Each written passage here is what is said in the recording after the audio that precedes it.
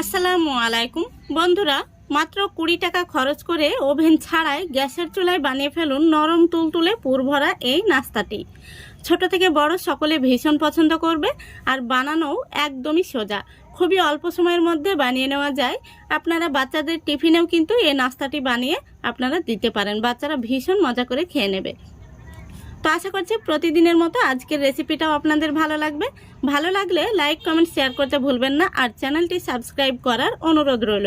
তাহলে দেখে নেওয়া যাক আজকের রেসিপিটা। প্রথমে এখানে আমি একটি মিক্সিং বোল নিয়েছি, এর মধ্যে দিয়ে দিচ্ছি 1 কাপ কুসুম গরম দুধ। এখানে আমি চায়ের কাপ নিয়েছি, এই চায়ের কাপে মেপে সবগুলো উপকরণ দিয়ে দেব। এবার দিয়ে দিচ্ছি 1 টেবিল চামচ চিনি। এখানে মিষ্টির পরিমাণটা আপনারা যতটা খেতে পছন্দ করেন সেইভাবে দিয়ে নেবেন। স্বাদ মতো দিয়ে দিচ্ছি লবণ, তারপরে দিয়ে দিচ্ছি 1 চামচ ইস্ট। এবার একটি হ্যান্ড উইস্ক দিয়ে খুব ভালো করে মিশিয়ে নিচ্ছি। যেহেতু দুধটা কুসুম গরম রয়েছে, তাই ইস্টটা খুব সুন্দরভাবে কিন্তু মিশে যাবে। খুব সুন্দরভাবে ইস্টটা মিশে গেছে। এবার এর মধ্যে আমি দিয়ে দিচ্ছি 3 থেকে 4 ফোঁটা মতো ভ্যানিলা এসেন্স। এতে করে যে ইস্টের একটি গন্ধ থাকে সেটা কিন্তু চলে যাবে। খুব ভালো করে মিশিয়ে নিয়েছি। এবার একই কাপে মেপে দিয়ে দেব 3 কাপ ময়দা।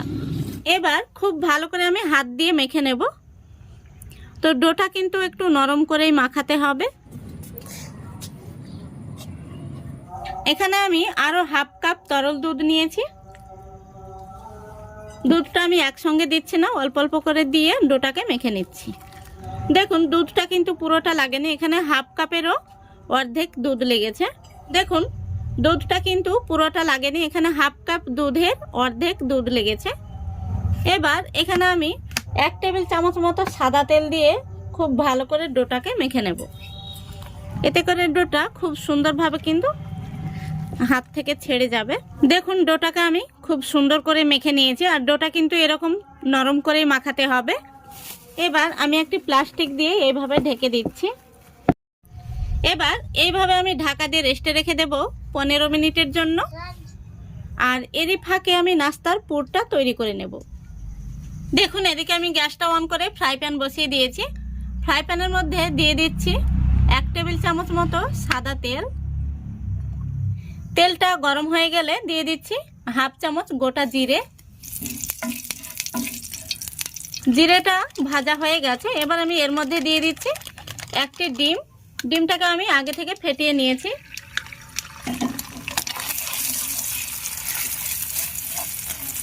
ডিমের জন্য দিয়ে দিচ্ছি স্বাদ মতো লবণ। ডিমটাকে এভাবে আমি কুচি করে নিচ্ছি। এবার এর মধ্যে আমি দিয়ে দিচ্ছি নুডলস। এখানে আমি 1 প্যাকেট নুডলস আগে থেকে সেদ্ধ করে জলটা ঝরিয়ে রেখেছি।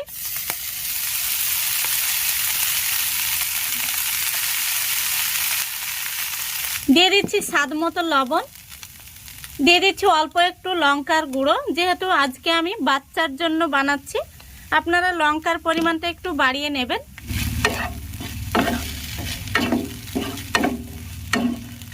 এগুলোকে আমি হালকা একটু নাড়াচাড়া করে নিয়েছি। এগুলোকে একটা সাইডে আমি সরিয়ে নিচ্ছি। তারপরে দিয়ে দিচ্ছি আরো 1 টেবিল চামচ তেল। এবার দিয়ে দিচ্ছি 1/3 কাপ কুচনো পেঁয়াজ। বন্ধুরা পেঁয়াজটা আপনারা আগেই দিয়ে নেবেন, আমি এখানে ভুলে গিয়েছিলাম। তো পেঁয়াজটাকে আমি হালকা একটু ভেজে নেব, খুব বেশি ভাজার প্রয়োজন নেই। দেখুন পেঁয়াজটাকে আমি কিছুটা ভাজা ভাজা করে নিয়েছি। এবার আমি নুডলসের সাথে মিশিয়ে দিচ্ছি। এবার আমি এখানে দিয়ে দিচ্ছি নুডলসের মশলা। তারপরে আমি খুব ভালো করে মিশিয়ে নিচ্ছি। বন্ধুরা এখানে চাইলে আপনারা আরো অন্যান্য সবজি অ্যাড করে নিতে পারেন। হালকা একটু দিয়ে দিচ্ছি কালারের জন্য হলুদ গুঁড়ো।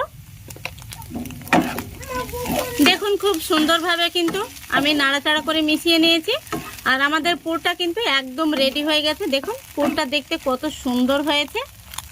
এবার পুরটাকে আমি নামিয়ে ঠান্ডা করে নেব।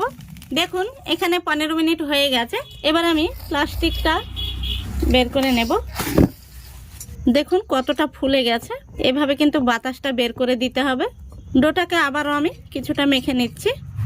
ডোটাকে আমি দুটো ভাগে ভাগ করে নিচ্ছি। এই দেখুন আমি সমান দুটো অংশে ভাগ করে নিয়েছি।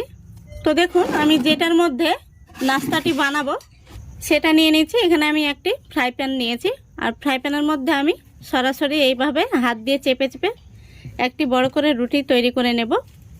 এটা কিন্তু বেলে নেওয়ার কোনো প্রয়োজন নেই, হাত দিয়ে চেপে চেপেই কিন্তু এইভাবে বড় হয়ে যাবে, আর খুব সহজেই কিন্তু এটা বড় হয়ে যাবে। দেখুন দেখুন রুটিটাকে আমি বড় করে নিয়েছি। এবার এই রুটির উপর আমি দিয়ে দিচ্ছি টমেটো সস, আর এই সসটা আমি বাড়িতে বানিয়েছি। আপনারা টমেটো সসের রেসিপি দেখতে চাইলে আমাকে কমেন্টে জানাবেন, আমি রেসিপির লিঙ্কটা দিয়ে দেব। দেখুন বন্ধুরা টমেটো সসটা আমি রুটির উপর খুব ভালো করে দিয়ে নিয়েছি।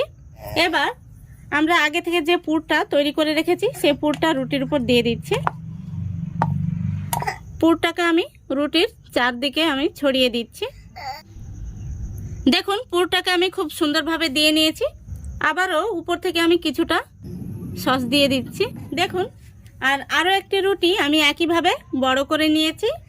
এবার এই রুটিটাকে আমি উপর থেকে দিয়ে দেব। তারপরে দেখুন আমি কিভাবে রুটিটাকে সিল করে দিচ্ছি। এইভাবে রুটিটাকে কিন্তু হাত দিয়ে চেপে চেপে সিল করে দিতে হবে। দেখুন রুটিটাকে আমি খুব ভালো করে সিল করে নিয়েছি। এবার রুটিটাকে ভেজে নেওয়ার পালা। তো বন্ধুরা গ্যাসটা আমি অন করে ফ্রাই প্যান বসিয়ে দিয়েছি, আর গ্যাসের ফ্লেমটা একদম লো ফ্লেমে রেখেছি।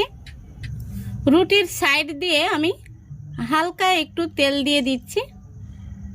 এই রুটিটা ভাজতে খুব বেশি তেলের প্রয়োজন হয় না। দেখুন রুটিটাকে আমি কিছুক্ষণ ভেজে নিয়েছি, আর একটা সাইড কিন্তু লাল হয়ে গেছে। এবার আমি রুটিটাকে উল্টে দেব।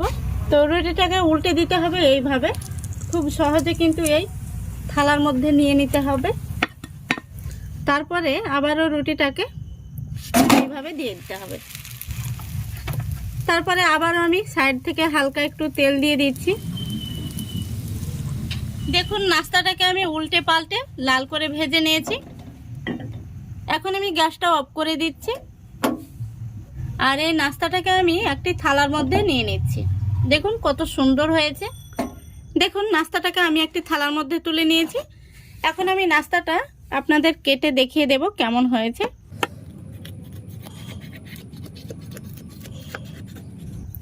তো আমি এইভাবে স্যান্ডউইচের মতো করে কেটে নেব। দেখুন খুব সুন্দরভাবে আমি পিসগুলো কেটে নিয়েছি, আর দেখতে কত সুন্দর হয়েছে নাস্তাটা। বাচ্চা থেকে বড় সবাই কিন্তু ভীষণ পছন্দ করবে। এই দেখুন কত সুন্দর হয়েছে।